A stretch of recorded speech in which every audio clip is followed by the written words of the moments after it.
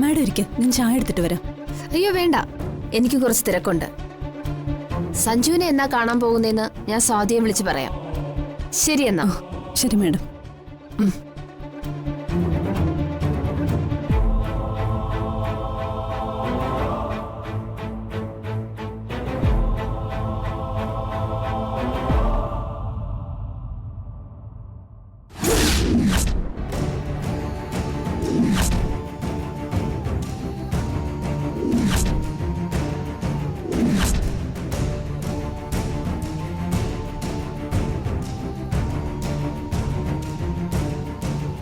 മോളെ, ജയിച്ചു തുടങ്ങിയെന്ന് നീ കരുതും. ഒരു കുഴിയിൽ നിന്ന് കരകയറാനുള്ള തിടുക്കത്തിലാണ് നീ ഇപ്പോ. കര കയറി കഴിയുമ്പോഴേ ഒന്നും നേടിയിട്ടില്ലെന്ന് നീ മനസ്സിലാക്കുന്നത്. നൂല് പൊട്ടിയ പട്ടം പോലെ ആയിരിക്കും 3 ജീവിതങ്ങൾ. എവിടേക്കോ ചെന്നടിയും. അപ്പോഴാവും ശരിക്കും നെഞ്ചുപൊട്ടി കരയേണ്ടി വരിക. കൂടെയുള്ള ഒരാൾ, അയാൾ എത്ര മോശക്കാരനായിരുന്നോട്ടെ, അയാൾക്ക് നമ്മുടെ ജീവിതത്തിൽ എന്തുമാത്രം സ്വാധീനമുണ്ടെന്ന് അറിയണമെങ്കിൽ എന്നേക്കുമായി അയാളെ ജീവിതത്തിൽ നിന്നും നഷ്ടപ്പെടണം. സഞ്ജുവും അമ്മുവും അന്യരായി തീരുമ്പോൾ, അവരുടെ ജീവിത ദുരന്തം കാണേണ്ടി വരുമ്പോൾ എൻ്റെ മോള് അച്ഛൻ്റെ ഈ വാക്കുകൾ ഓർക്കും.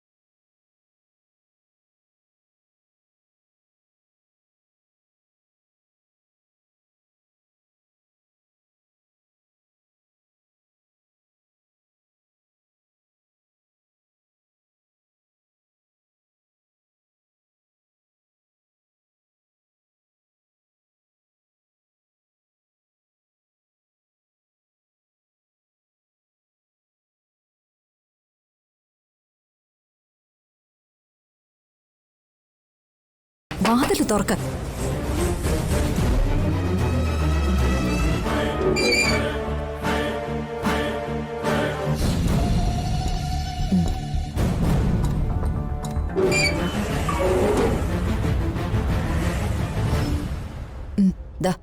ചപ്പാത്തിയും ചിക്കനോ? ഇന്ന് പൊറോട്ടയും ബീഫും ആണല്ലോ പറഞ്ഞിരുന്നേ. ഓ, പൊറോട്ടയും ബീഫും മാത്രമേ കഴിക്കുള്ളൂ. അതാ എന്റെ ആരോഗ്യത്തിന്റെ രഹസ്യം. എടാ, തരുന്നതും കഴിച്ച് ഇവിടെ അടങ്ങി ഒതുങ്ങി കഴിഞ്ഞോ? ചുറ്റും നിന്നെ തിരക്കി പോലീസാ, അത് നീ മറക്കണ്ട. അതെ, നീ ഇനി കൂടുതൽ സൂക്ഷിക്കണം. ആ ദക്ഷയ്ക്ക് നിന്നെ നല്ല സംശയമുണ്ട്. അവളും നിന്നെ പിടിക്കാൻ ആൾക്കാരെ ഏർപ്പാടാക്കിയിരിക്കുക. ഇവിടെ ആ ലച്ചു ഓരോ സംശയവും ചോദിച്ച് എന്റെ പിന്നാലെ നടക്ക.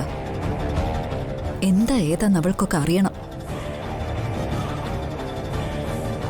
എന്തായാലും നിനക്കിവിടെ അധിക ദിവസം തങ്ങേണ്ടി വരില്ല. അതിനു മുൻപ് വേണ്ട ഞാൻ ചെയ്യും.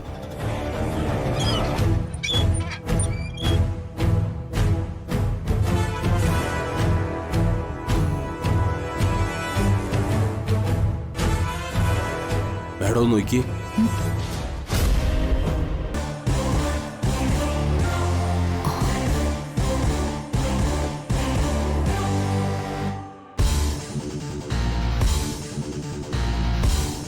ലച്ചുവാ, എന്നെ തെരഞ്ഞു വന്നതാ.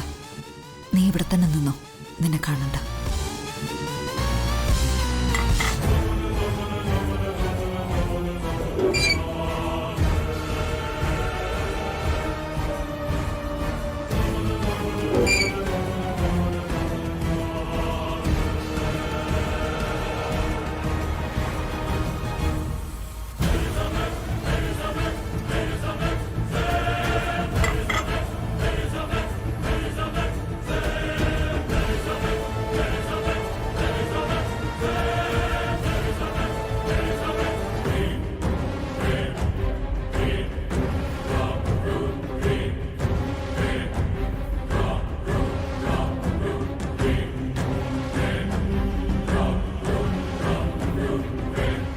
വലിയ ശല്യമായല്ലോ. ഇപ്പൊ തന്നെ ഇവളെങ്ങ് തീർത്ത് കളഞ്ഞല്ലോ.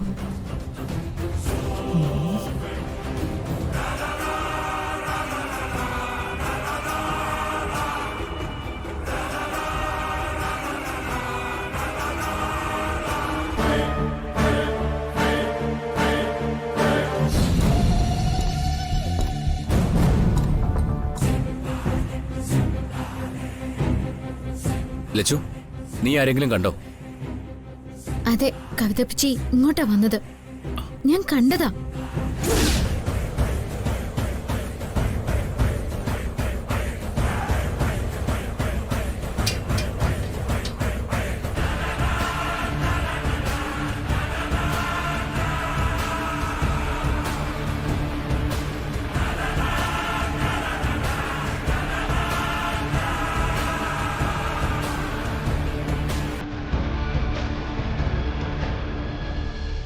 വാ, നമുക്ക് അങ്ങോട്ട് പോയി നോക്കാം.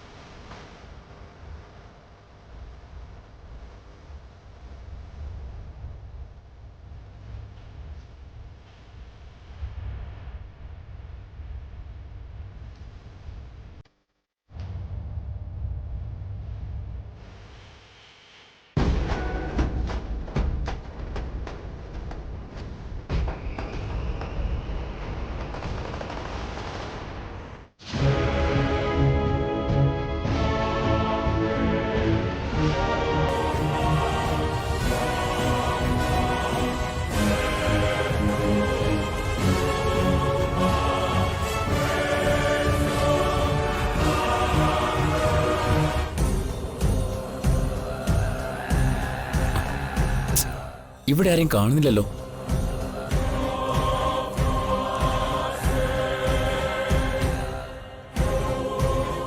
നീ അകത്തേക്കൊന്ന് ടോർച്ചടിച്ച് നോക്കി.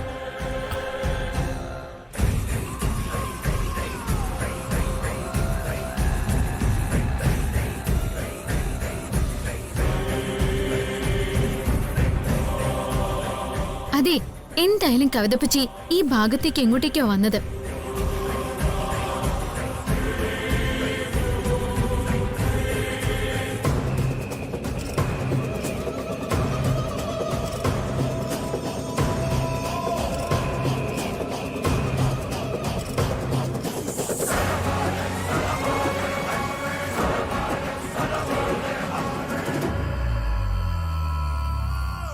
സഞ്ജു, ഇതിനകത്തൊരാളുണ്ട്.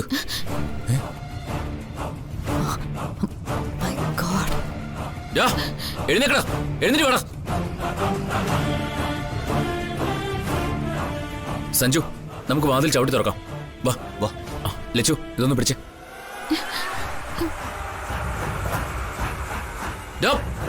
തുറക്കടാ, തുറക്കടാ, തുറക്കാൻ.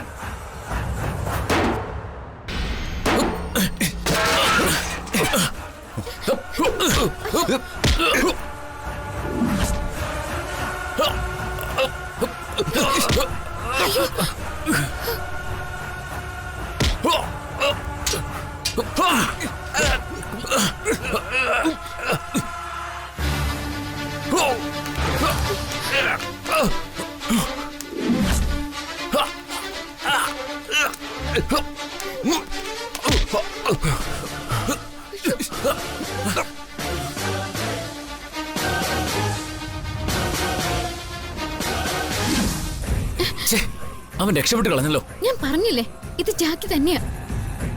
അപ്പോ കവിതേച്ചി ഇവിടെ എവിടെയെങ്കിലും കാണും. ഗോവിന്ദ്, നീ ലൈറ്റ് അടിച്ചേ, നമുക്ക് നോക്കാം.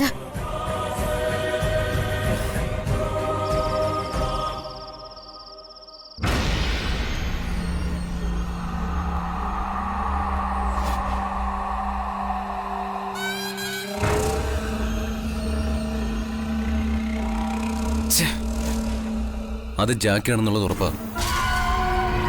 അവൻ രക്ഷപ്പെട്ട് കളഞ്ഞു, അതാ എന്റെ വിഷമം. ജാക്കി അവിടെ താമസിപ്പിച്ചിരുന്നത് കവിത അപ്പച്ചിയാ. എന്തായാലും അവൻ രക്ഷപ്പെട്ട് കളഞ്ഞല്ലോ.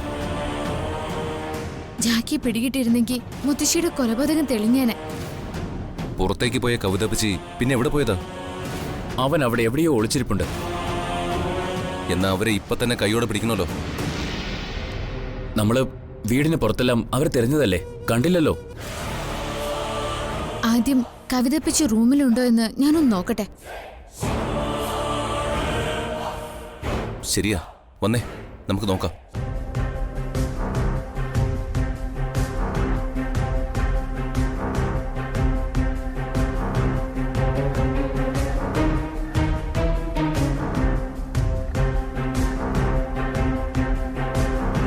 എന്താ മൂന്നാളും കൂടി ഇവിടെ? സമയം ഒരുപാടായില്ലേ? ഉറങ്ങുന്നൊന്നുമില്ലേ?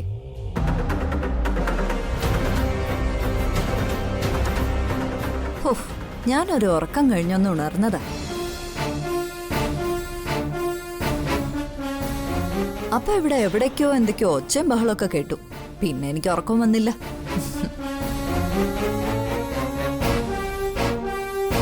അങ്ങനെ ഉറക്കം വരാതെ കിടന്നപ്പോഴാ ഇവിടെ നിന്നുള്ള സംസാരമൊക്കെ കേട്ടത്. അതാ ഞാൻ എന്താന്ന് നോക്കാമെന്നേ. സമയം ഇപ്പൊ ഇത്ര ആയില്ലേ?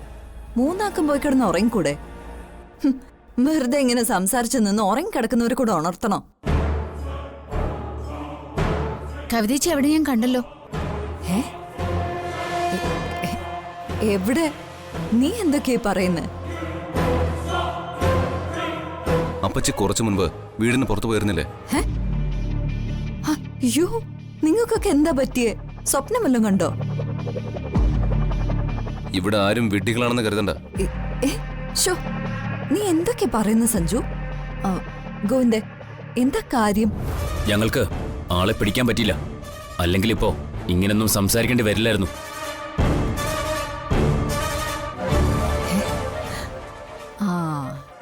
ഈ പിള്ളേർക്ക് എന്തോ ഭ്രാന്തായി.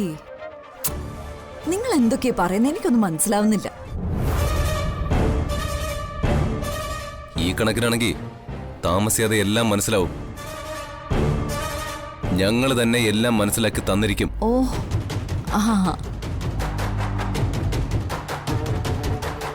നല്ല അഭിനയം, ഇഷ്ടപ്പെട്ടു. ഞാൻ പറഞ്ഞത് ശരിയാ. മൂന്നിനും തലയ്ക്ക് പ്രശ്നം. ഓ, ഞാൻ എന്തിനാ നിങ്ങളോട് വർത്തമാനം പറഞ്ഞ് എന്റെ സമയം കൂടി കളയുന്നേ? ഓ, സമയം ഇത്രയായി. സുഖമായിട്ട് ഞാൻ പോയി കിടന്ന് ഉറങ്ങുന്നതാ നല്ലത്.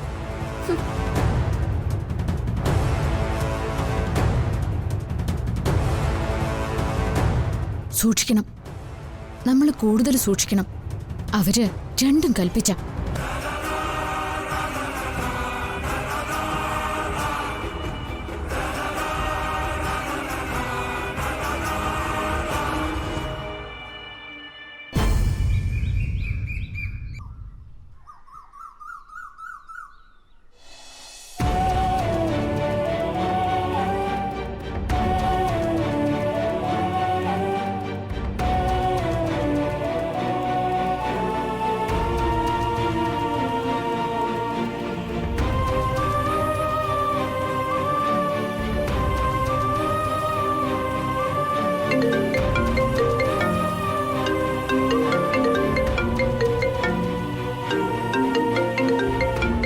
മോളെ, സഞ്ജു നിന്നെ വിളിക്കുന്നത്.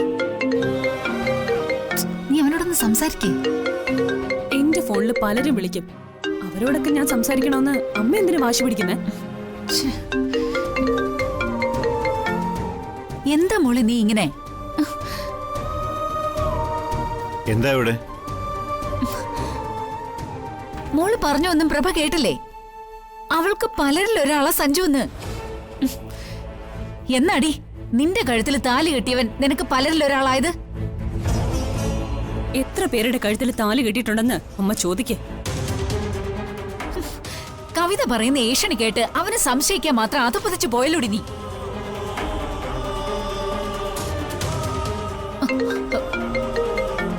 സഞ്ജു വീണ്ടും വിളിക്കുന്നു. മോളെ, നീ അവന്റെ കോൾ എടുക്ക്.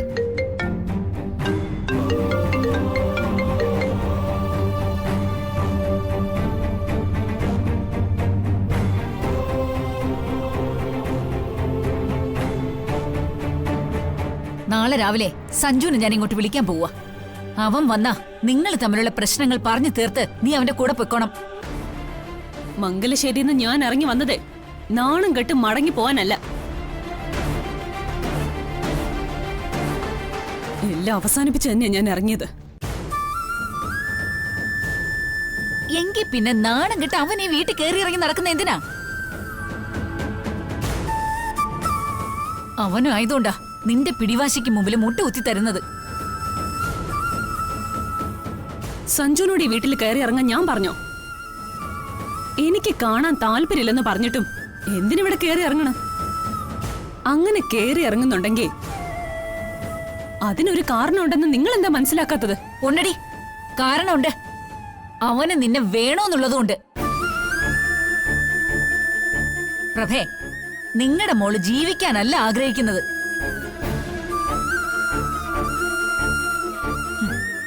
ഇതിന് മോളെ കണക്ക് പറഞ്ഞ് അനുഭവിക്കും. ഇതിനേക്കാൾ വലിയ അനുഭവമൊന്നും എനിക്കിനി വരാനില്ല.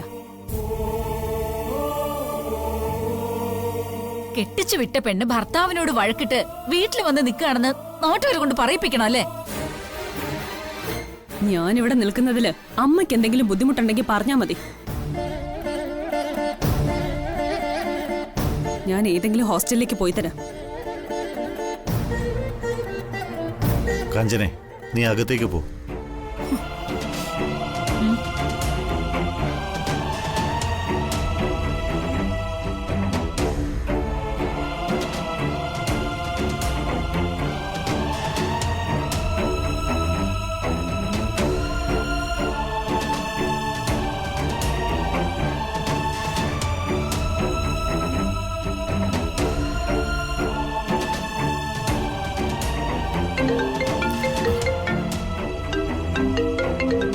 മോളെ, സഞ്ജുവാ വീണ്ടും വിളിക്കുന്നത്. നീ എന്തെങ്കിലും രണ്ടു വാക്ക് പറ. എനിക്ക് പറയാൻ ഒന്നേ ഉള്ളൂ. ഈ ബന്ധത്തിൽ നിന്ന് എന്നെ ഒന്ന് മോചിപ്പിച്ചതാ.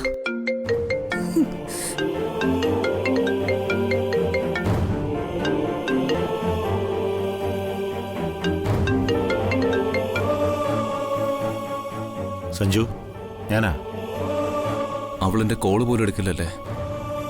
എന്ത് ചെയ്യാനാ?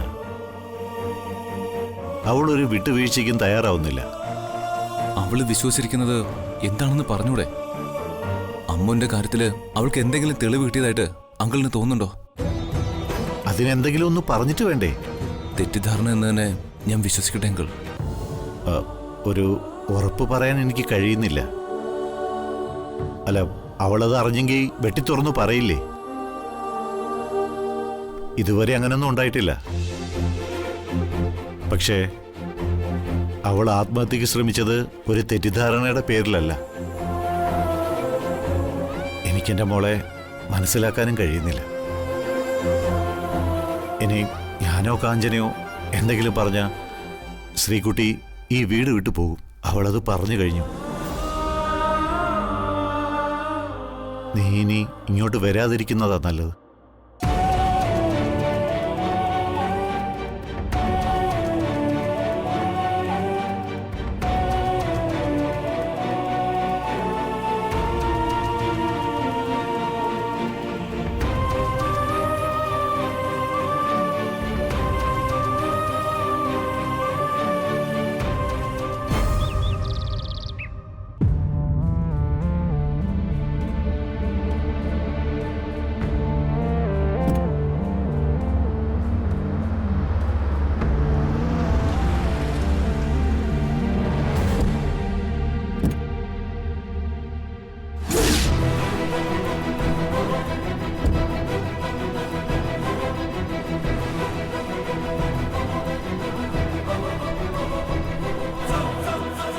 സഞ്ജയ് പണിക്കറല്ലേ? അതെ. ഞാൻ അഡ്വക്കേറ്റ് താരമൂർത്തി. ആ, എന്നെ കാണാൻ വന്നാണോ? നമുക്ക് അകത്തിരുന്ന് സംസാരിക്കാം. വേണ്ട മിസ്റ്റർ സഞ്ജയ്, നമുക്ക് ഇവിടെ നിന്ന് സംസാരിക്കാം. എല്ലാവരും സഞ്ജു എന്നല്ലേ വിളിക്കുന്നത്? വൈഫിന്റെ പേര് സ്വാതി. അതെ. ഇതെല്ലാം മാഡം എങ്ങനെ അറിഞ്ഞു? ഞാൻ താങ്കളുടെ വൈഫ് സ്വാതിയുടെ അഡ്വക്കേറ്റ് ആണ്. ഞാൻ മിസ്റ്റർ സഞ്ജുവിനെ നേരിട്ട് കണ്ട് ഡിവോഴ്സ് നോട്ടീസ് തരാൻ വന്നതാ.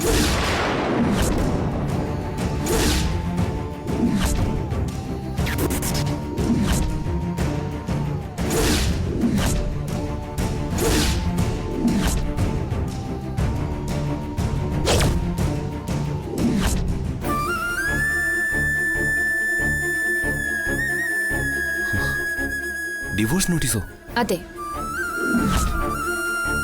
കാര്യങ്ങൾ മ്യൂച്വൽ അണ്ടർസ്റ്റാൻഡിൽ മുന്നോട്ട് പോകണമെന്നാ എന്റെ കക്ഷിയായ സ്വാതി ആഗ്രഹിക്കുന്നത്. എനിക്ക് മാഡം പറയുന്നൊന്നും മനസ്സിലാവുന്നില്ല. മിസ്റ്റർ സഞ്ജുവുമായി ഭാര്യാഭർത്തൃബന്ധം ഇനി തുടരുവാൻ എന്റെ കക്ഷി സ്വാതി ആഗ്രഹിക്കുന്നില്ല.